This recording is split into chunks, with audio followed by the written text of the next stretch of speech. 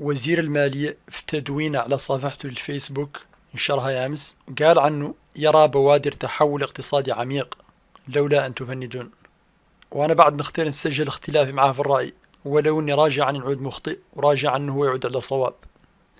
غير مالي نختار نذكره عن متن اللجه والتنكر للحقيقة والكلام الزين ما يبني الدول، والتسويف والأماني ما تبنيهم، والأمور بخواتمها. ذاك من نحن ليه نعدلوا ونحن بدأنا في المشروع الفلاني، وذاك لا صبر شوي بهذه المشاريع تعطي فترة ياكنها تؤتي أكلها وياك نتائجها تظهر. هذا كامل لا الكلام وله إنجازات. هذا ما معناته عن ما حصلت إنجازات، بالفعل حصلت هناك إنجازات تذكر لا شك في ذلك. يقرم اللي بالمقابل حصلت انتكاسات في أكثر من مجال، وفي أحسن الأحوال حد بعد يبقي الموضوعية يقول عن التطور اللي حصل لم يتناسب مع مستوى التطلعات، خصوصا إذا قبلت بعين الاعتبار عن حجم الدين العام، وهذه قضية هو ما يطرق لها، آخذ في التوسع، وما الله قاعد اللي بدأ يقترب من مستويات قياسية بحسب صندوق النقد الدولي. وهذه المشاريع اللي هو يتكلم عنها إلا مال بو يصدقوا عليا، إلا اللي منها تحقق بفضل ارتفاع خامات المعادن اللي موريتانيا تصدر خصوصا سابق 2015، والله اللي منها هبة من أموال دول خارجية عاطيتهم للشعب الموريتاني، كيف على سبيل المثال مشروع الطاقة اللي هو ذكره أكثر من مرة، والله الضرائب المشحفة بحق المواطن الضعيف، والله الأرباح الطائلة اللي تعدى للدولة من بيع البنزين للمواطنين الضعفاء. وانا بعد قاع شخصيا احير اللي بعد قاع من المشاريع الوهميه اللي يتحدث عنها معالي الوزير طريقته في الاجابات، الين يسول والله ينقال له انتم الحكومه ما عدت ما هو كذا، جوابه دائما حتى الحكومات الاخرى ما عدلت ذاك مولي لا كيفتي اللي يقول إيه احنا بعد لا كيفتهم. وطم قاع عندي منها شكل ثاني من الاجوبه قد شفته على مرات يستخدموا كأسلوب إقناعي، والله بعد متخيل عنه لا يقنع حد، إلين ينقال له موريتان تصنيفها 130 من 150 دولة والله من 160 دولة، يقول لهم العالم فيه 180 دولة والله 190 دولة، ونحن ما دمنا 130 تحتنا بعد 60 دولة. كيف اللي قاع مستكثر علينا عن نعود رقم واحد والله رقم 10 والله رقم 5 130 ما تفخر.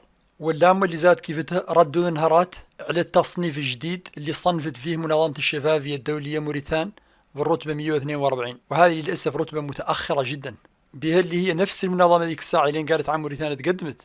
مرقع لنا الوزير رافد التواقط ونعت له الموريتان كاملة عن منظمة الشفافية الدولية راعيها قالت لنا هم تقدمنا، وهذا بعد شاهد علينا الفساد فينا يتراجع وعلينا نتمتع بشفافية أكبر عندنا وإنه في تقدم. يقرر كلين نفس المنظمة صنفت موريتان في المرتبة 142، عاد قاع الوزير هامو قاع يشكك قاع في نزاهة المنظمة من راسها وفي شغلتها وفي أساليبها اللي تعتمد عليهم، وعاد قاع كأنها ما هي مهمة، وعاد أما اللي هم يسكن في الناس الأخرى من الموريتانيين اللي في الداخل ولا في الخارج عنهم قاع هذا الرقم ما يالتهم يستشهدوا به قاع.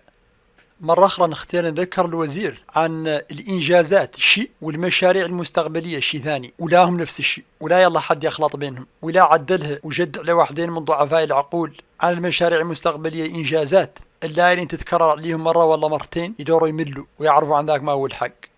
وهذا هو نفس الأسلوب اللي استخدم معالي الوزير في الإجابة على أسئلتنا احنا هون في الولايات المتحدة وأسئلة البرلمانيين هك في موريتان بخصوص بيع منزل السفير الموريتاني في واشنطن. تلاحظوا واضح لك في إجاباته عنه ما هم يجاوب الأسئلة والله يتعاطى مع الحقائق، هو كلام موجهه بغرض الدعاية وموجهه بغرض الاستهلاك الإعلامي، واللي أظهر متخيله عن جمهوره لا شيء من المغفلين والله الناس اللي ما هي عاقلة. وعلى كل حال أسلوب المراوغة والتضليل والهروب إلى الأمام ما يبقى قاع بملاه ويعقب يفقد المصداقية، وهذا هو اللي فقدكم المصداقية عند ياسر من الموريتانيين في موريتان، وهو اللي فقد موريتان كامل المصداقية عند منظمة الشفافية الدولية، وهو اللي دور يفقدها المصداقية عند الهيئات الدولية. الصبح ولا النهار الثاني دور يعقبوا وجوكم ويقول لكم عنكم أرقامكم ما هي دقيقة والله قاع ما هي مساسع لشيء. وعلى كل مولي ياسر قاع من هذه الإنجازات اللي فات خلقته واللي لا تخلق واللي حد سمعها يشك عن موريتانيا عاد الدولة اسكندنافية والله يشك انها عاد أمريكا والله كوريا والله اليابان،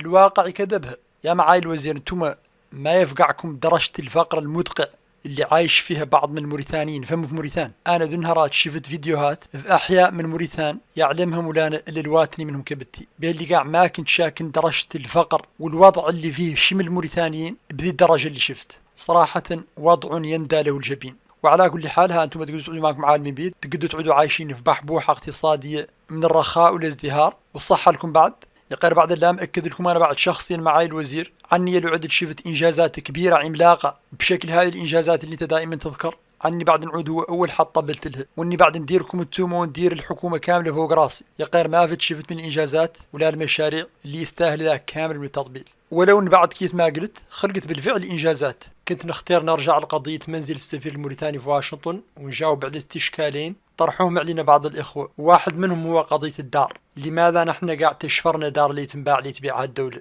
والقضية الأخرى هي لماذا طالبنا بإقالة وزير المالية؟ فيما يتعلق بالسؤال الأول، حق هي لا دار، ولو انها بعد بالمناسبة دار واعرة، ما هي من ديار موريتانيا اللي ب20 مليون ولا 100 مليون، هاي دار قيمتها مليارين من لقية، ومليارين من لقية ياسر من فضاء لموريتان.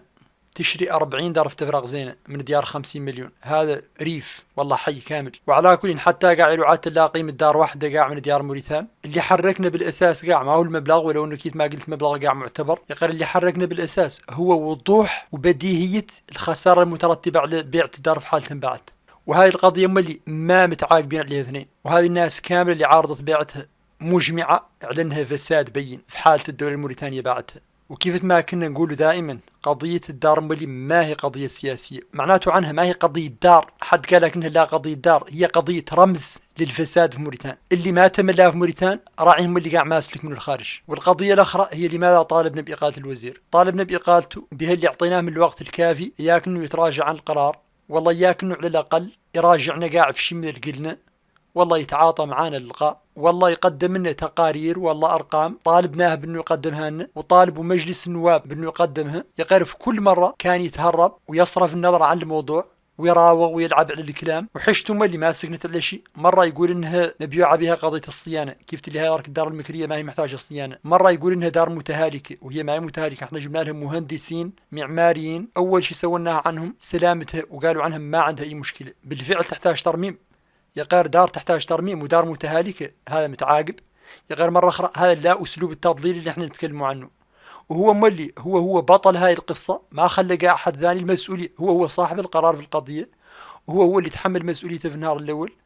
ولين أعطيناه هذا كامل من الوقت وتأكدنا مما لا يدع مجال للشك عن هذا الوزير ما هو صادق معنا ولا هو صادق مع نفسه ولا هو صادق مع قاع الحكومة اللي هو يشتغل معاها. وراعيهم اللي يدخل وزير الخارجية في نفس المأزق معه، اللي يواجه عم اللي زاد ما بلا بلاء حسنا اللي هو الآخر يستشهد بكلامه. قررنا عنه هو هذا يالتو ينقال، وبطبيعة الحال ما بيننا معاه أي قضايا شخصية ولا نعرفه، ونتمنى له الله الخير. يقير المال العام الموريتاني خط أحمر، وذا اللي معدل هون شيء ويفضح. وبطبيعة الحال نحن قاع قرار الإقالة ما هو بيدينا، يقير بعد عندنا الحق فنطالبه بإقالته. ولا كيف قرار البيع، قرار البيع بأيدي السلطات الموريتانية، نحن ما نقدر نازعه السلطة في أخبار البيع. غير بعد لين تبيع هاي الدار تعود بعد فقدة المصداقية وفقدة قاع الشرعية، وعندنا في جعبتنا ياسر من الخيارات اللي نقدر نتخذوا ضدها. يا غير قاع راجين عنا ما نتلاحقوا ذاك معاها وندوروا بعد اللي نتموا دبلوماسيين كيف ما كنا من نهارنا الأول. احنا من الساعة اللي بدأت هاي القضية ونحن خافضين الجناح ونتودوا ونتوسلوا للدولة عنها ما تبيع الدار. ما بين اللي خايفين من الدولة بها اللي ما باس ما راكبنا فهم حد بشي هو شنو. يقار بها اللي نحن نخبة وكبار عندنا روسنا وكبار اللي عندنا حكومتنا. فرصة الوزير اللي ضيع لنفسه للأسف هي عنه كان يقد يعود كيف ما كبرنا فيه الكرش على الأقل قاعد يعود أعطانا اللقاء. يقارين قرر عنه يهرب للأمام وحفر راسه ذيك الحفرة وعاد هم وطيح فيه الحكومة كاملة. نحن بعد على الأقل عندنا الحق في نطالبه بإقالته، وذلك أضعف الإيمان. هذه الأرقام مقبولة من صفحة IMF اللي هو صندوق النقد الدولي، وهذه الأرقام اتنعت عن الدين الخارجي الموريتاني. نسبة الدين مقارنة مع الناتج الخام مشي من 80% سنة 2014 شور 93.3 سنة 2015. ولا تنسوا عن موريتان كانت واحدة من مجموعة ذيك الدول اللي سمى ما بين 2005 و2007 انشطب عنهم الدين الخارجي. يا غير راعينا من جديد بدأنا نستلفوا بنهم ولين ما نعرفوا شيء للرغم مرك. هذه قنبلة موقوتة ياسر من الموريتانيين يقد يعود ما يعرف عنها. هذه نسبة البطالة سنة 2014 وموريتان تحتها 11 دول، هي من أسوأ 11 دولة في العالم من حيث نسبة البطالة لدى الشباب الصغار. نسبة البطالة قريب من 45%، 44.9%. وفيه سيل من الأرقام الأخرى اللي نقد نتقاسم معاكم. يا غير صراحة ما نختار الفيديو يتخطى 9 دقائق والله 10، لذلك قررت عني نختم بهذه الأرقام اللي شفتها من اليونهارات تتداول هون على فيسبوك، وقطعا عنها اللي أرقام صحيحة ولا يولى لها لولا أن تفندون.